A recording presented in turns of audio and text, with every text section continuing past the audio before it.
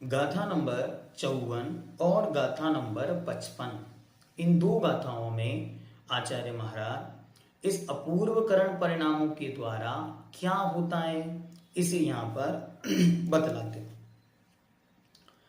तारिस परिणामठ्ठिये जीवा हूं जिने ही गली गलीय तिमिरेहि मोहस्य पुब्बकरणा खवणोव समणुज्जया भणिया। तारिस परिणामठ्ठिय जीवा हूजिनेहि गलितिमिरेहि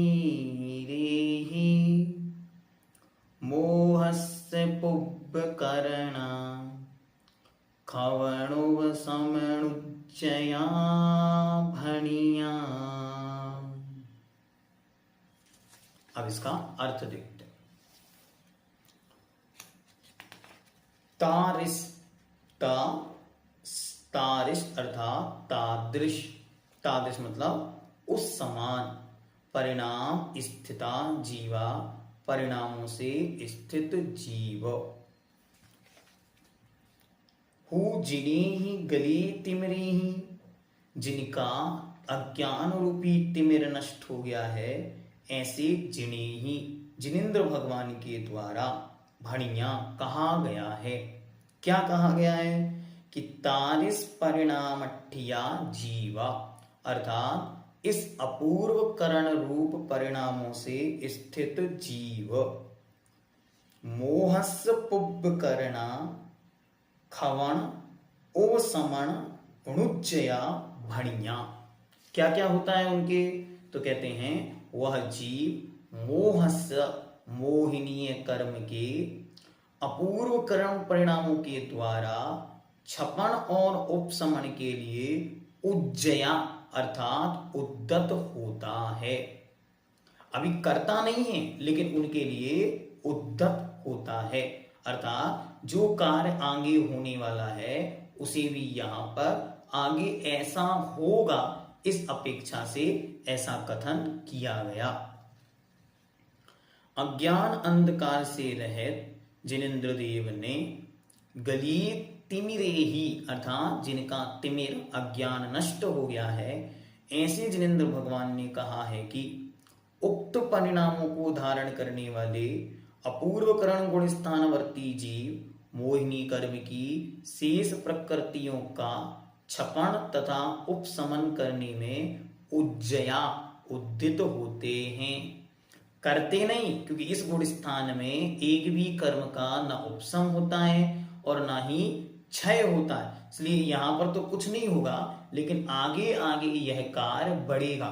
तो यहां से क्या लेके जाएंगे, यहां से अपूर्व विशुद्धि लेकर जाएंगे, जिससे वो कार्य आगे सिद्ध होगा। इस गुण स्थान में 4 आवश्यक कार्य होते हैं। कौन कौन से देखते हैं। गुण श्रेणी निर्जरा पहला काम, दूसरा गुण संक्रमण, तीसरा स्थिति खंडन या स्थिति यहाँ पे स्थिति खंडन शब्द है, कहीं कहीं स्थिति कांडक घात शब्द है, दो अलग अलग शब्द मिलते। फिर अनुभाग खंडन और अनुभाग कांडक घात, ये चारों कार्य पूर्ववत कर्मों में हुआ करते हैं। इसमें अनुभाग खंडन पूर्वबद्ध पहले से बंधे हुए सत्ता रूपी अप्रशस्त प्रकृतियों के अनुभाग का हुआ करता है, क्योंकि इसके बिना चारित्र मोहिनी की 21 प्रकृतियों का उपशम या क्षय नहीं हो सकता। जब तक उन कर्मों की शक्ति को हीन नहीं करेंगे तब तक वह कार्य सिद्ध नहीं होगा। इसलिए यहाँ पर उन कर्मों की शक्तियों को हीन किया जाता। अभी चारों टर्म्स आपको समझाएंगे कि ये क्या है। अभी मात्र जो भावार्थ है उसको देखते। अतएव अपूर्व परिणाम के द्वारा इन कार्यों को करके उपशम क्षपण के लिए यहीं से उद्यत हो जाया करता है, क्योंकि यहीं से कर्मों की अनुभाग मतलब फल देने की शक्ति को धीरे धीरे वह कम करता चला जाता है। जैसे जैसे वह उनको कम करता चला जाता है वैसे वैसे उनकी स्थिति कर्मों की धीरे धीरे कम होने लगती है। कैसे होती है? तो 4 शब्द उन्होंने दिए। पहला है गुण श्रेणी निर्जरा। तो गुण श्रेणी निर्जरा क्या है देखते। सत्ता में मतलब उसके सत्व में, सत्ता के कर्मों की प्रथम समय में जितनी निर्जरा हुई उससे अधिक गुणाकर रूप से दूसरे अधिक समयों में कर्म की निर्जरा होते जाना, ये गुण श्रेणी निर्जरा कहलाती है। गुण श्रेणी तो आप अच्छी तरह याद रखें, यहाँ गुणा जो शब्द है वो मल्टीप्लाई के रूप में है। तो इसमें क्या होता है, प्रति समय मल्टीप्लाई के रूप में कर्म झरते हैं। सामान्य से कर्म कैसे झरेंगे? 1 2 3 4 5, लेकिन इनके ऐसे नहीं झरते। इनके पहले समय में 1 झरेंगे तो दूसरे समय में 2, तीसरे समय में 4, फिर चौथे समय में 16, ऐसे कर्म झरते। मतलब मल्टीप्लाई होते हुए प्रति समय में कर्म झरेंगे, इसको बोलते हैं गुण श्रेणी निर्जरा। ठीक है, तो यहाँ पे और क्या क्या कार्य होते? दूसरा कार्य होता है गुण संक्रमण। गुणों का क्या होगा? संक्रमण होगा। तो गुण संक्रमण क्या होता है? कर्म के प्रदेश का अन्य सजाति कर्मों में बदलना। एक कर्म का अपने ही जाति के कर्म में संक्रमित होना, चेंज होना, वह कहलाता है गुण संक्रमण। गुणाकार रूप से पर रूप संक्रमित हो जाना गुण संक्रमण है। संक्रमण क्या हुआ? एक का दूसरे रूप चेंज होना, और वही जब गुणित रूप से चेंज हो मतलब मल्टीप्लाई वे में एक कर्म दूसरे रूप बदले, ठीक है, ये सामान्य संक्रमण हुआ। लेकिन 1 से सीधा 4 पे, 2 से सीधा 4 पर जाए, 4 से 16 कर्म बदले, तो ये कहलाता है गुण संक्रमण। सत्ता के कर्मों के प्रदेश प्रथम समय में जितने अन्य सजाति कर्म रूप हुए उनसे अधिक गुणाकार रूप से दूसरे अधिक समयों में संक्रमित करते जाने का नाम गुण संक्रमण कहलाता है।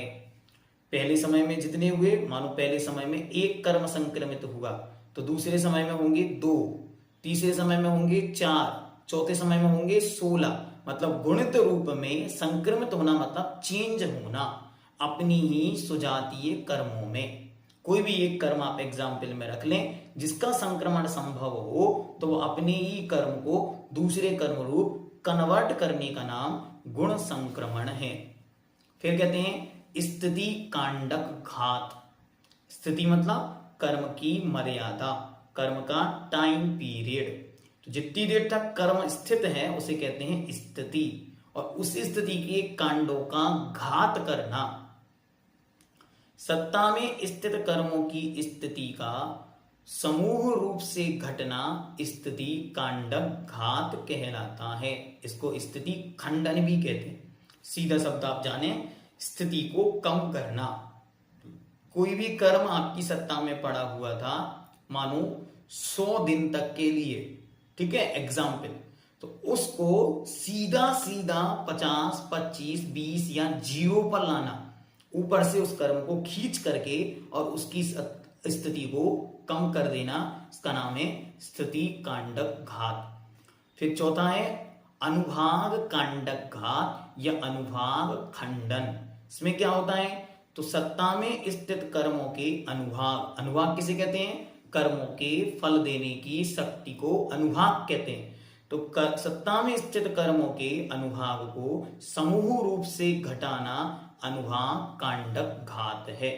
जो कर्म फल देने पर बहुत अधिक फल देने वाला था उसे एक साथ कम कर देना, ये कहलाता है अनुभाग कांडक घात। तो इस गुण स्थान में कोई भी कर्म का क्षय नहीं होता, कोई भी कर्म का उपशम नहीं होता। उसके स्थान पर जो प्रति समय विशुद्धि बढ़ेगी, उस विशुद्धि के चलते उनके जो कर्म हैं उनकी स्थितियां कम हो जाएंगी, उनकी फल देने की शक्ति कम हो जाएगी और पहले से बंधे हुए कर्म जल्दी जल्दी गुण रूप में झरने लग जाएंगे और वे अशुभ कर्म जल्दी जल्दी से अन्य कर्म रूप चेंज होकर झरने में आने लगेंगे। ये सारे के सारे कार्य इस गुण स्थान में होते, इसलिए ये गुण स्थान बहुत महत्वपूर्ण हो जाएगा आगे के कर्मों के नाश के लिए, वरना इसके बिना फिर वहां पर अन्य स्थितियां नहीं बनेंगी, क्योंकि अभी कर्म जो मोहिनी कर्म है उसके नाश के लिए महान विशुद्धि की आवश्यकता पड़ती। इसलिए आपने पंक्ति पढ़ी होगी कि मोहिनी जो कर्म है उसका नाश करना आसान नहीं है, बहुत कठिन काम है। इसी का एक बार यदि नाश हो जाए तो शीतलनाथ भगवान की पूजा में उन्होंने लिखा कि जैसे सेनापति का नाश होते ही संपूर्ण सेना अपने आप हाथ जोड़कर खड़ी हो जाती है, ऐसे ही एक बार मोहिनी कर्म नष्ट हो जाए तो संपूर्ण कर्मों की सेना हाथ जोड़कर धीरे धीरे झरने लग जाती। तो इसलिए इस मोहिनी कर्म के नाश के लिए सब परिणामों की आवश्यकता होती। किसी ने प्रश्न पूछा गुण संक्रमण। संक्रमण मतलब होता है चेंज, बदलना। जैसे कोई भी कर्म दूसरे कर्म रूप परिवर्तित होता है, चेंज हो जाता है। होता कब है? अपनी ही जाति वाले में, दूसरी जातियों में संक्रमण नहीं होता। तो अपनी ही जाति का संक्रमण दूसरी जाति में नहीं होकर अपनी ही जाति में होता है। जैसे कषाय रूप में ही संक्रमित होंगी, अन्य रूप में नहीं होती। तो ऐसे ही जब वे गुणा रूप में संक्रमित हो, मतलब पहले समय में एक कर्म बदलकर, अपन मानो उदाहरण लेते हैं अनंतानुबंधी का, और अनंतानुबंधी का संक्रमण, अनंतानुबंधी तो यहाँ है ही नहीं, तो अप्रत्याख्यानावरण का लेते। मानो अप्रत्याख्यानावरण का संक्रमण प्रत्याख्यानावरण में करना। उदाहरण दे रहे हैं, सातवें गुण स्थान में दोनों नहीं है, फिर भी उदाहरण के लिए समझना कि मानो अनंतानुबंधी के द्रव्य को संक्रमित करेगा कोई जीव अप्रत्याख्यानावरण में, तो अनंतानुबंधी संक्रमित होकर अप्रत्याख्यानावरण हुई, तो पहले समय में एक अनंतानुबंधी का परमाणु आकर के और अप्रत्याख्यानावरण रूप हुआ, तो दूसरे समय में अपने आप ही 2 होंगे, तीसरे समय में 4 होंगे, चौथे समय में 16 होंगे और 5वें समय में 16 गुणित 16 होंगे। ऐसे जो क्रमबद्ध होंगे, दुगने दुगने दुगने दुगने ना होकर गुणित रूप में होंगे, उसको बोलते हैं गुण संक्रमण। गुणित रूप में एक कर्म का दूसरे कर्म रूप परिणमित होना, बदलना, चेंज होना गुण संक्रमण कहलाता। इस प्रकार इस गुण स्थान में एक भी कर्म का क्षय नहीं हुआ, एक भी कर्म का नाश नहीं हुआ, एक भी कर्म का उपशम नहीं हुआ, फिर भी इतनी सारी स्थितियां इस गुण स्थान में बन जाती हैं, जिसके कारण मोहिनी कर्म की सत्ता कमजोर पड़ने लगती है। और आगे क्या होगा इस गुण स्थान में, तो आपको एक गाथा के माध्यम से, गाथा नंबर 55 के माध्यम से और आचार्य बतलाएंगे। ओम सिद्धम।